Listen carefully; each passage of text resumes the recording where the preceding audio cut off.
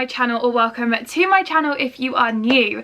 So guys, it is that time of the month again where we are choosing my TBR based on TBR Jar Prompts. Now, if you've never seen my face before, I'm kind of making this into a series now where every month I pick my TBR based off of a TBR Jar Prompt. Essentially, loads of different prompts that are stuffed into a jar. You choose the prompt, and based off of that prompt, you then can choose a book, which I like much more than kind of having a jar with all the books that I own and picking a book out. I find that at least this way I still have a little bit of free reign of choosing what books I read throughout the month. Now, as I preface all of my TBR videos with, I just want to say that I am very much a mood reader. I don't really ever stick to my TBR. I think 1 out of the 3 months so far I've stuck to a TBR, so I just want to kind of put that out there. But instead of rambling on even further, I hope you guys enjoyed this video. If you do, don't forget to give the video a big old thumbs up, subscribe down below, and don't forget to turn on the little post notification bell so you're notified every time I upload a new video. And with that said, let's just jump straight into the video. So I have actually added new prompts into my jar purely because I thought some new ones would be quite fun. So I'm just gonna give the jar a good old shake just to get them all kind of mixed up like that. I get a fair chance at picking a new prompt. This is also a really good way to get through your TBR. Like, if you haven't got such a big TBR like myself, like on a TBR cart or something like that, it's usually quite helpful to kind of have prompts. I'm gonna pick 6 books and give myself as much kind of room as possible for freedom of choice as such. And I just also want to mention that I do also read in between books Kindle books, so for the time being we're just going to pick off of my physical TBR. So we're going to go right in, and I'm going to pick the first prompt. A book with a 1-word title is the first one for this month, guys. The first one for this month. Do you know what? I love doing this because I then actually scout around my bookshelves and see what I haven't read or anything like that.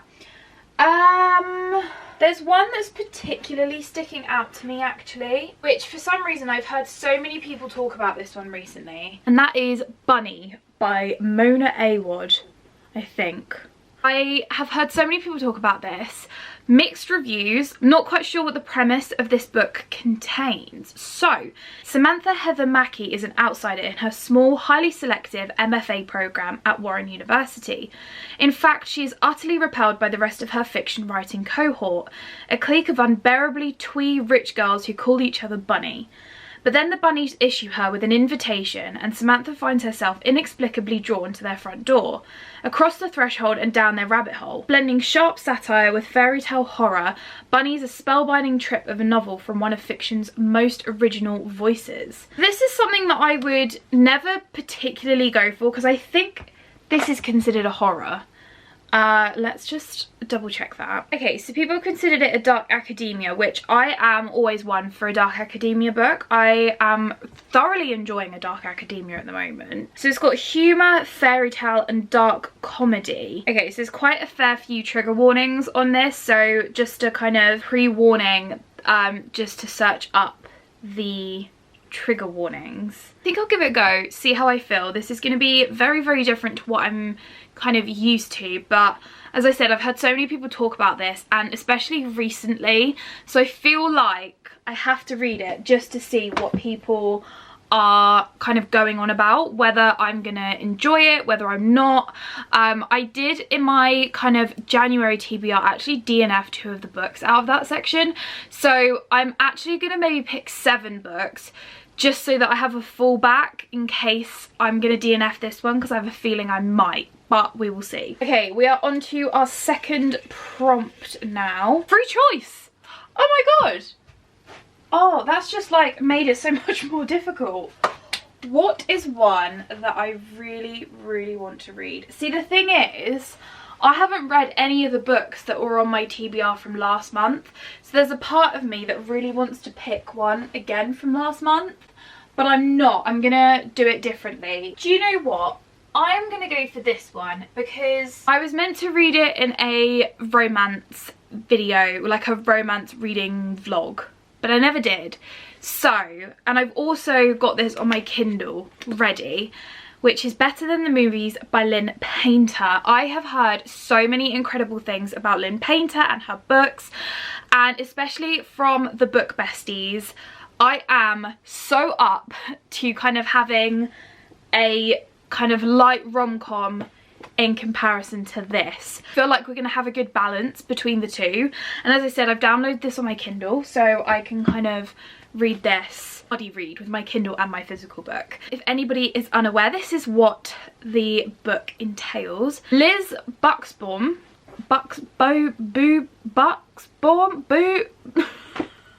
no idea, has always known that Wes Bennett was not boyfriend material. You would think that her next door neighbour would be a prime candidate for her romantic comedy fantasies, but Wes has only proven himself to be a pain in the butt ever since they were little.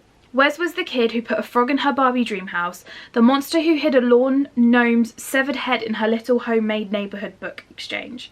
Flash forward 10 years from the great gnome decapitation. It's Liz's senior year, a time meant to be rife with milestones perfect for any big screen, and she needs Wes's help. See, Liz's forever crush, Michael, has just moved back to town, and horribly annoyingly, he's hitting it off with Wes, meaning that if Liz wants Michael to finally notice her and hopefully be her prom date, she needs Wes. He's her in. But as Liz and Wes scheme to get Liz her magical prom moment, she's shocked to discover that she actually likes being around Wes. And as they continue to grow closer, she must re-examine everything she thought she knew about love and rethink her own perception of what happily ever after should really look like.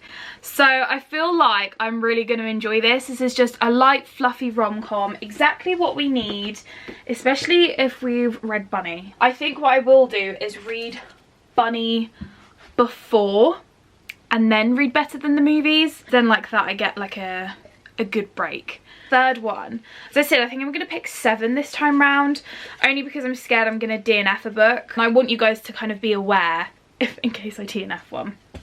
Okay, next one. This is our third one. 3-word title. Ooh, this could be a good one. As I said, I kind of want to, hi guys, I really want to try something new. 3-word title. Oh, this is really difficult. I don't want to do a romance again because we've already got one. I've got kind of like a horror, so we'll leave that one. Oh, I think I know. The Inheritance Games by Jennifer Lynn Barnes. I actually started reading this, I think maybe last year or the year before, I can't quite remember, but I never finished it. So I am very much looking forward to reading this. I've heard incredible things. All the book besties say that it is one of their favourite reads.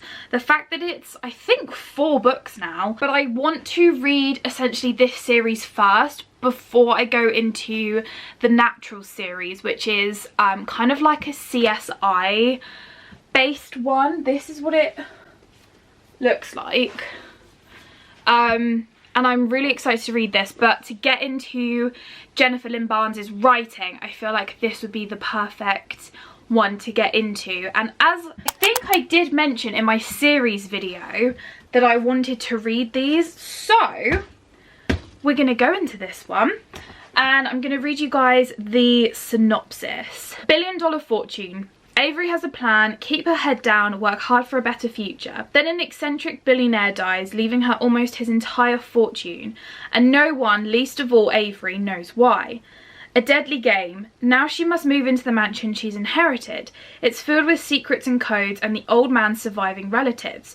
A family hell-bent on discovering why Avery got their money. Winner takes all. Soon she is caught in a deadly game that everyone in this strange family is playing. But just how far will they go to keep their fortune? So I feel like this could be a really good kind of breakup between these. As I said, it's kind of on my radar to read the Inheritance Games this year. So it's only right that I picked this one. Next up, this is on to the 4th book now. I always sort of go from the bottom because then I have feel like a better chance. at getting a fair prompt. Next up, a mystery novel. Is this considered mystery? I feel like it is, but it's not my type of mystery. Oh, this is so difficult. I have a feeling I want to read The Appeal by Janice Hallett.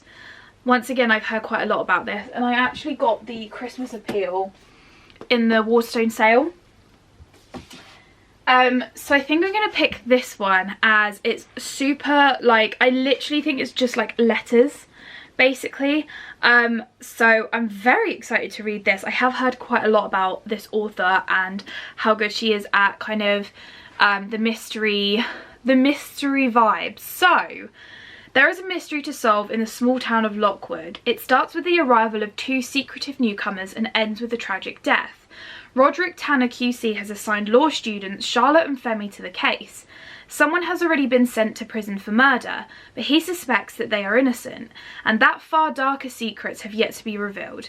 Throughout the Amateur Dramatic Society's disastrous staging of All My Sons and the shady charity appeal for a little girl's medical treatment, the murder hid in plain sight.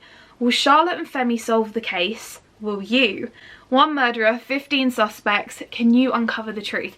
I love kind of like these interactive mystery novels. I know that there's another one that I have, this one called Murder in the Family, which essentially kind of like is, can you solve the mystery before the book ends? And I feel like it's going to be the case with this one. So I'm gonna absolutely 100% go for this one. I never mind if my TBR is like mystery heavy, because that is my favourite genre. If anybody's new around here, murder mystery is my #1. So that makes 4, 3 more to go. Book your significant other picked. Does this mean I need to phone him to kind of do this, or, because I think he's at work right now. Okay, he can, which is really exciting because we'll get him to do this. Okay, I think this is so fun. Why am I getting so excited? Ready, guys? Okay, ready?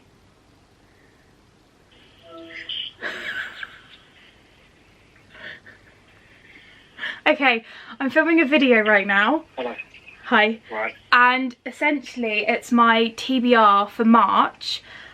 But the one that I picked was a book your significant other picked.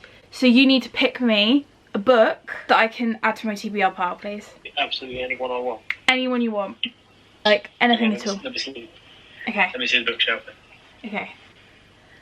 So you've got, obviously, the genres. So if you, like, pick a genre and then you can pick a book from that genre.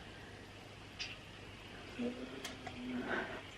don't know the genre, but I'm going to say Jeremy's Farm. Jeremy's Farm? I think you should read it, yeah. Okay, so shall I start with the first one then? Yeah. Okay, right. If you, because there's that's the one I bought over to yours recently, the small one. Yeah. That's essentially the very first, because that was only This made one? up of like segments. Yeah, that was only made up of like segments that he did in the newspaper. Okay. A lot of them are in the other books as well, but the other ones are actually like 2 like dedicated books, sort of thing. Okay, so guys, we've got our choice. We've got Jeremy Clarkson, Diddley Squat. Thanks. I think I essentially knocked my camera because I was moving. Okay, so as you guys saw, Owen picked Jeremy Clarkson's Diddley Squat, A Year on the Farm. He's got the other 2 books as well, and he said that I have to read these, so I thought, why not? Plus it's kind of like a non-fiction, which I think will be quite a good sort of break in between all of these. Yeah, I'm actually quite looking forward to these because I've watched the TV show, so reading them will be quite fun. So that is number 5. We've got 2 more to go. I did say 7, didn't I? I can't actually remember. Let's just do 7. Yeah, because I was going to DNF one in case. Okay. Number in the title. Okay. Well, we've got one option here. I picked One of the Girls by Lucy Clarke. This is a murder mystery. She was the one that wrote The Castaways, and I believe it's just been released into a TV show. But I am dying to read this. So, really looking forward to reading this. This has actually been on my shelf for quite a while. But we follow. We were dying for a holiday. The 6 of us arrived on that beautiful Greek island dreaming of escape. We craved sun-drenched beaches and blood orange sunsets, ready to lose ourselves in the wild freedom of a weekend away with friends. On the first night, we swam under a blanket of stars. On the second night, the games began on our cliff-top terrace. On the third night, the idyll cracked, Clarkson lies whispering on the breeze. And by the final night, there was a body on the rocks below. Who would kill for it? This sounds honestly so good, and it actually kind of reminds me of a book that I read last month, which was Before We Were Innocent by Ella Berman. That was kind of like the same Grease vibe with girls and kind of like coming of age, that sort of thing. So I'm gonna see kind of like the comparison, but I think this is definitely more of a murder mystery, which is what I am quite looking forward to. This is the last one, guys. A book outside your comfort genre. I feel like we're gonna have to go for fantasy here, because fantasy is typically kind of not my comfort genre. Ooh, this is hard. You know what? We are gonna actually go for a fantasy, and we're gonna go for Percy Jackson and the Lightning Thief. I've heard so many people talk about this. Like, I know it's a child's kind of YA fantasy. I've heard so many people say how good it is, and obviously I think the TV show or movies have been, I honestly have no idea, but I got this on a deal on Amazon Prime, so I just thought, why not? Let's pick it up. So this is, it's just a normal kid going to school, playing basketball, skateboarding, the usual, until I accidentally vaporized my maths teacher. Now I spend my time battling monsters and generally trying to stay alive. This is the one where Zeus, god of the sky, thinks I've stolen his lightning bolt, and making Zeus angry is a very bad idea. I believe there's 6 books in this series. Oh no, 5. So I got the whole series, but I just thought, why not? This is kind of probably the perfect sort of break to have in between some of the books, because essentially we have got, I feel like, a really good stack of books this month, and I have a feeling I will most likely kind of end up reading them.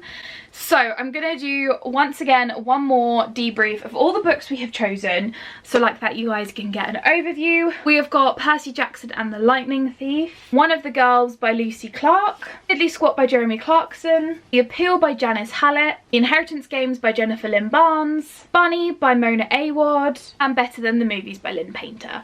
So those are all the books that March is going to be bringing to us.